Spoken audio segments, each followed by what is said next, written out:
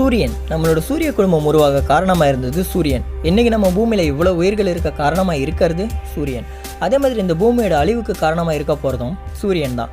But சூரியன் நம்ம பூமியை கம்ப்ளீட்டாக அழிக்கணும்னா அதுக்கு முதல்ல சூரியன் கொஞ்சம் கொஞ்சமாக உப்ப தொடங்கணும், ஒரு ரெட் ஜெயின் ஸ்டாராக மாறணும், தென் வெடித்து செதறணும்.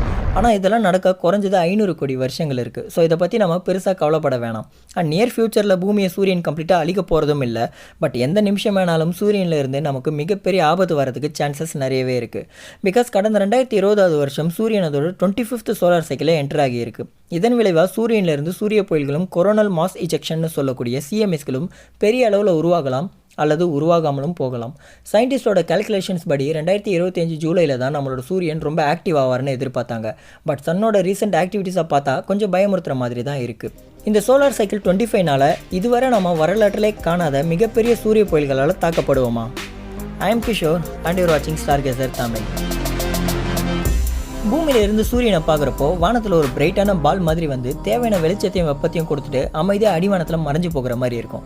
பட் சூரியனை கொஞ்சம் கிட்ட போய் பார்த்தோம்னா இந்த ஒட்டுமொத்த சூரிய குடும்பத்திலேயே த மோஸ்ட் டைனமிக் பிளேஸாக சூரியன் இருக்கும். ஃபர்ஸ்ட் ஆஃப் ஆல் சோலார் சைக்கிள்னால் என்ன? இது நம்ம சோலார் சைக்கிள் ஆர் சன்ஸ்பாட் சைக்கிள்னு கூட சொல்லலாம். ஒவ்வொரு 11 வருஷத்துக்கும் ஒரு முறை சூரியன் அதோட போல்ஸை ஃப்ளிப் பண்ணிகிட்டு இருக்கும். அதாவது சூரியனோட நார்த் போல் சவுத் போலாகவும் சவுத் போல் நார்த் போலாகவும் இடம் மாறும். அடுத்த 11 வருஷத்தில் மறுபடியும் சூரியனோட போல்ஸ் இடம் மாறும். இந்த 11 இயர் சைக்கிளை தான் சோலார் சைக்கிள் ஆர் சன்ஸ்பாட் சைக்கிள்னு சொல்கிறோம். இந்த டைமில் சூரியனோட ஆக்டிவிட்டீஸை 2 விதமாக பிரிச்சிருக்காங்க, solar minimum and solar maximum. யூஸ்வலாக சோலார் சைக்கிளோட ஸ்டார்டிங்கில் சோலார் மினிமம் இருக்கும். சோலார் சைக்கிளோட மிடில் இருந்து சோலார் மேக்ஸிமம் ஸ்டார்ட் ஆகும். இந்த சோலார் மினிமம் பீரியடில் நம்ம சன்னோட ஆக்டிவிட்டி ரொம்ப கம்மியாக இருக்கும். அதாவது சூரியனிலிருந்து வரக்கூடிய சூரிய புயல்கள் அல்லது சிஎம்எஸ்கள் எல்லாம் ரொம்ப குறைந்த அளவில் தான் காணப்படும். ஆர் சம்டைம்ஸ் சில மாதங்களுக்கு ஒரு சூரிய புயலை கூட நம்மளால் பார்க்கவே முடியாது. ஸோ இந்த சோலார் மினிமம் பீரியடில் சூரியனில் பெருசாக எந்த வித ஆக்டிவிட்டீஸும் இருக்காது. சோலார் மினிமமை தொடர்ந்து சோலார் மேக்ஸிமம் வரும். சோலார் மினிமமில் சூரியன் எப்படி அமைதியாக இருந்துச்சோ அதுக்கு அப்படியே ஆப்போசிட்டாக சோலார் மேக்ஸிமமில் மாறிடும். அதாவது சோலார் மேக்ஸிமமில் சூரியன் ரொம்ப ஆக்டிவாக தொடங்கும். சூரியனிலிருந்து நிறைய சூரிய புயல்கள் வெளிவரலாம். சம்டைம்ஸ் பெரிய அளவில் சோலார் ஆக்டிவிட்டீஸ் இல்லாமலும் இருக்கலாம். நம்மளோட சூரியன் ரொம்ப ஆக்டிவாக இருக்கணுமா இல்லை அமைதியாக இருக்கணுமான்றதை முடிவு பண்ணுறது சன்னோட மேக்னெட்டிக் ஃபீல்ட்ஸை பொறுத்து தான் இருக்குது. சன்னோட மேக்னெட்டிக் ஃபீல்ட்ஸ் அதாவது நார்த் போலும் சவுத் போலும் சேஞ்ச் ஆகிறதன் விளைவாக தான் சன்னோட ஆக்டிவிட்டீஸும் அமையும். எக்ஸாம்பிளாக கடந்த சோலார் சைக்கிள் 24 எடுத்துப்போம். டிசம்பர் 2008 இருந்து டிசம்பர் 2019 வரை சோலார் சைக்கிள் 24 இருந்துச்சு. ஏப்ரல் 2014 இந்த சோலார் சைக்கிள் அதோட பீக் டைமில் இருந்துச்சு. பட் அப்போவுமே பூமிக்கு இதனால் பெரிய அளவில் பாதிப்புகள் வரலை. இந்த 24th சோலார் சைக்கிளை ஒன் ஆஃப் த வீக்கஸ்ட்னு கூட சொல்லலாம். பட் இதை வச்சு மற்ற சோலார் சைக்கிளும் இதே மாதிரி இருந்துரும்னு நினச்சிடக்கூடாது. பிகாஸ் செப்டம்பர் 1859 உலக வரலாற்றிலே மிக தீவிரமான ஒரு ஜியோ மேக்னெட்டிக் ஸ்டார்ம் பூமியை வந்து தாக்குச்சு. இந்த இன்சிடென்ட்டை கேரிங்டன் ஈவெண்ட்னு கூட சொல்லுவாங்க. செப்டம்பர் 1, 1859 அமெச்சர் ஆஸ்ட்ரோனமரான ரிச்சர்ட் கிறிஸ்டோஃபர் கேரிங்டனும் ரிச்சர்ட் ஹாக்ஸ்டனும் இந்த மிகப்பெரிய சோலார் ஃப்ளேரை ரெக்கார்ட் பண்ணியிருக்காங்க. ஒரு பெரிய கொரோனல் மாஸ் இஜெக்ஷனில் இருந்து இந்த ஜியோ மேக்னெட்டிக் ஸ்டார்ம் வந்து இருக்கலாம்னு நம்பப்படுது. ஆனால் இந்த சூரிய புயலோட தாக்கம் உலகம் முழுக்க பரவி இருக்கு. பர்டிகுலராக கரேபியன்லையும் நார்த் அமெரிக்காவோட ராக்கி மவுண்டன்ஸ்லையும் இந்த சூரிய புயல் காரணமாக ரொம்ப பிரகாசமான அரோரா உருவாகி பகல் மாதிரி வெளிச்சம் நைட் டைமில் வந்திருக்கு. அந்த டைமில் அங்கே வாழ்ந்த மக்கள் எல்லாம் உண்மையாகவே விடிஞ்சிடுச்சுன்னு நினச்சி பிரேக்ஃபாஸ்ட்லாம் ரெடி பண்ண ஆரம்பிச்சிருக்காங்க. அது மட்டும் இல்லை, இந்த ஜியோ மேக்னெட்டிக் ஸ்டார்ம் அழகான அரோராஸ் கூட சேர்த்து சில ஆபத்துகளையும் கூடவே கூட்டிகிட்டு வந்துச்சு. சூரிய புயல்களால் பாதிப்படைகிற முதல் விஷயம் நம்மளோட டெலிகம்யூனிகேஷன் சிஸ்டம்ஸ், ஜிபிஎஸ், எலக்ட்ரானிக் பொருள்கள் and major blackouts. So இந்த கேரிங்டன் ஈவெண்ட் நடந்த டைமில் இப்போ இருக்க டெக்னாலஜி கால்வாசி கூட அப்போ இல்லை. மோஸ்ட்டாக வேர்ல்ட் ஃபுல்லாக டெலிகிராஃப்ஸ் யூஸ் பண்ணிட்டு இருந்திருக்காங்க. பர்டிகுலராக யூரோப் அண்ட் நார்த் அமெரிக்காவில் டெலிகிராஃப் சிஸ்டம்ஸ் மிகப்பெரிய பாதிப்புகளை சந்திச்சுது. சில டெலிகிராஃப் ஆப்ரேட்டர்ஸ்க்கு எலக்ட்ரிக் ஷாக்லாம் கூட அடிச்சிருக்கு.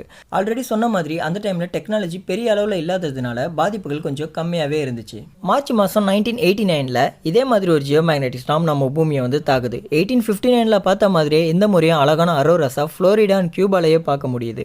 அண்ட் ஜியோ மேக்னெட்டிக் ஸ்டார்மால் கனடாவில் இருக்கக்கூடிய கியூபாக் மாகாணம் முழுசாக பிளாக் அவுட் ஆகுது. கிட்டத்தட்ட 12 மணி நேரத்துக்கு கியூபக்கில் எங்கேயும் கரண்ட் இல்லாமல் இருந்திருக்கு.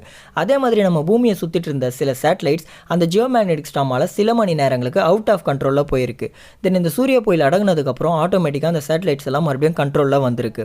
கேரிங்டன் ஈவெண்ட்டில் வந்த மாதிரி ஒரு சூப்பர் சோலார் ஸ்டார்ம் 2012 நம்ம பூமியை நோக்கி வந்துச்சு. பட் லக்கிலி ஜஸ்ட் மிஸ்ஸில் நம்ம தப்பிச்சிட்டோம். சூரிய புயல்களில் இருக்க பெரிய சிக்கல் என்னன்னா, இந்த புயல்கள் எக்ஸாக்டாக எப்போ உருவாகும்ன்றத நம்மளால் கணிக்கவே முடியாது. சோலார் மேக்ஸிமம் பீரியடில் இந்த புயல்கள் உருவாக சான்சஸ் இருக்குன்னு தெரியும். பட் இந்த சோலார் மேக்ஸிமமும் சரி மினிமமும் சரி எவ்வளோ வருஷங்களுக்கு அது நீடிக்கும்னு நமக்கு தெரியாது. சூரியனோட இந்த 11 year solar cycle, solar minimum and maximum இது எல்லாமே சூரியனோட மேக்னெட்டிக் ஃபீல்டை பொறுத்து தான் இருக்குது. ஈவன் இந்த சோலார் மினிமம் அண்ட் மேக்ஸிமம் நம்ம கண்டுபிடிக்கிறது கூட டைரெக்டாக சூரியனை அப்சர்வ் பண்ணுறது மூலயமா தான் நமக்கே தெரிய வரும். சன்னோட ரியல் ஃபோட்டோஸை பார்க்குறப்போ இந்த மாதிரி சன்ஸ்பாட்ஸை நம்ம நோட்டீஸ் பண்ணியிருப்போம். இதை வச்சு தான் சோலார் மினிமம் அண்ட் மேக்ஸிமம் நமக்கு தெரிய வரும். அண்ட் இந்த மாதிரி சன்ஸ்பாட்ஸில் இருந்து தான் சூரிய புயல்களும் வெளிவரும். சோலார் மினிமம் பீரியடில் சன்ஸ்பாட்ஸ் ரொம்ப கம்மியாக இருக்கும். சம்டைம்ஸ் சன்ஸ்பாட்ஸ் சுத்தமாக இல்லாமல் கூட இருக்கலாம். ஸோ சூரியனில் மாதங்கள் தொடர்ந்து சன்ஸ்பாட்ஸ் கம்மியாக இருந்துகிட்டே இருந்தால் சோலார் மினிமம் பீரியட்னு கண்டுபிடிக்கலாம். அதே மாதிரி தொடர்ச்சியாக சில மாதங்களுக்கு சன்ஸ்பாட்ஸ் இன்க்ரீஸ் ஆகிட்டே இருந்தால் தென் சோலார் மேக்ஸிமம் பீரியடை நோக்கி சோலார் சைக்கிள் நகருதுன்னு தெரிய வரும். சோலார் சைக்கிளை பற்றி இப்போ உங்கள் எல்லாருக்கும் தெரிஞ்சிருக்கும்னு நம்புகிறேன். மேபி இந்த கேள்வி இப்போ உங்களுக்கு வரலாம். நீ சொல்கிறத வச்சு பார்த்தா சோலார் சைக்கிள் ஒன்றும் புதுசு கிடையாது. ஒவ்வொரு 11 வருஷத்துக்கும் ஒரு தடவை சூரியனோட போல்ஸ் ஃப்ளிப் ஆகிட்டு தான் இருக்குது. சோலார் மினிமம் அண்ட் மேக்ஸிமம்ன்றது கண்டினியூஸாக நடந்துட்டு தான் இருக்குது. அப்புறம் எதுக்காக இந்த 25th சோலார் சைக்கிளை பார்த்து பயப்படணும்னு கேட்கலாம். காரணம் என்னென்னா, போன சோலார் சைக்கிள் மாதிரி, அதாவது 24th சோலார் சைக்கிள் மாதிரி இந்த 25th சைக்கிளும் ஒரு ஆவரேஜான சைக்கிளாக இருக்கலாம்னு சயின்டிஸ்ட் எல்லாம் எதிர்பார்த்தாங்க. அண்ட் 2025 ஜூலை மாதத்தில் தான் இந்த கரண்ட் சோலார் சைக்கிளோட தாக்கம் அதிகமாகும்னு கால்குலேட் பண்ணியிருந்தாங்க. பட் நம்ம சூரியனோட ரீசெண்ட் ஆக்டிவிட்டீஸை பார்க்குறப்போ கொஞ்சம் அன்யூஷுவலாக இருக்குது. கடந்த பிப்ரவரி மாதம் எலன் மஸ்கோட ஸ்பேஸ் எக்ஸ் அவங்களோட 49 ஸ்டார்லிங் சேட்டலைட்ஸை லான்ச் பண்ணியிருந்தாங்க. பட் சூரிய புயல் காரணமாக அதில் 40 சேட்டலைட் செயலிழந்து பூமிக்கு ரிட்டர்ன் ஆச்சு. பூமியோட அட்மாஸ்பியரில் அழிஞ்சும் போச்சு. அதே பிப்ரவரி மாதம் 15 one of the largest solar எரப்ஷனை solar orbiter spacecraft capture பண்ணியிருக்கு. எவ்வளோ பெரிய சோலார் எரப்ஷனை சிங்கிள் இமேஜில் அதுவும் முழு சூரியனோட சேர்த்து கேப்சர் பண்ணது இதுதான் ஃபஸ்ட் டைமும் கூட.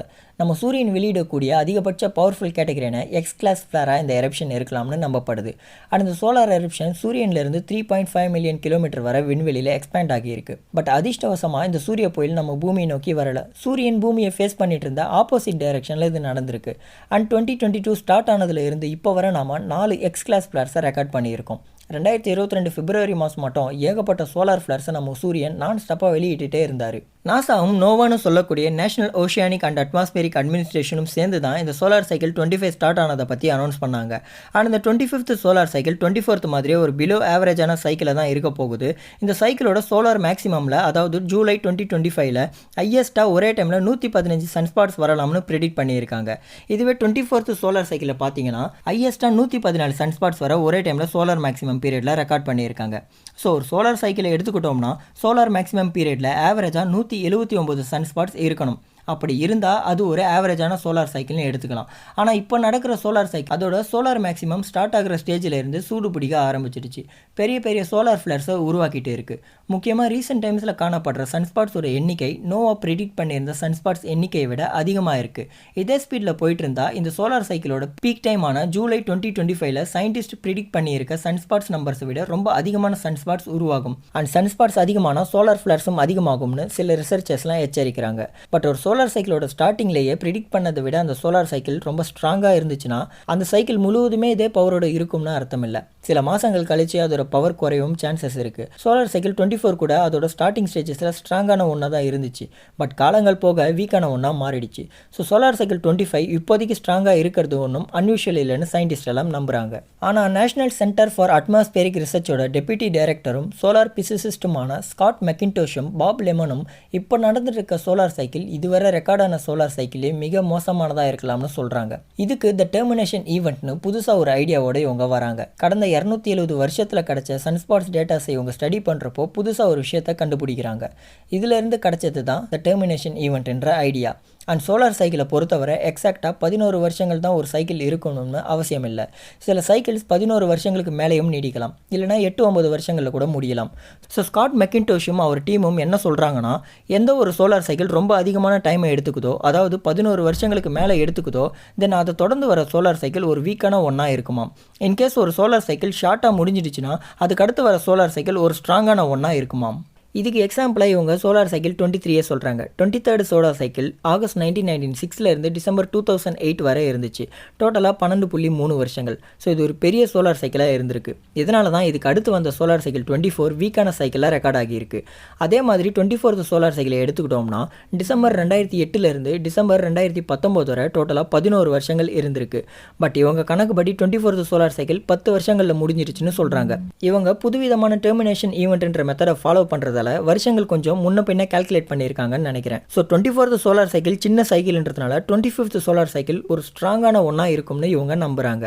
பட் நோவாவும் ஸ்காட் மெக்கின்டோஷ் அண்ட் அவர் டீமும் வேறு கருத்துக்களை வச்சாலும் கூட அவங்க சொல்கிறது அக்யூரேட்டாக நடக்குமான்றது அவங்க கையில் இல்லை. ஈவன் அவங்களே என்ன சொல்லியிருக்காங்கன்னா, நம்ம இப்போ தான் இந்த 25th சோலார் சைக்கிளோட ஏர்லி ஸ்டேஜஸில் இருக்கும். இந்த கரண்ட் சோலார் சைக்கிள் ஸ்ட்ராங்கானதாக இருக்குமா இல்லை வீக்கானதாக இருக்குமான்றது நம்ம வெயிட் பண்ணி தான் பார்த்து தெரிஞ்சுக்கணும்னு சொல்லியிருக்காங்க.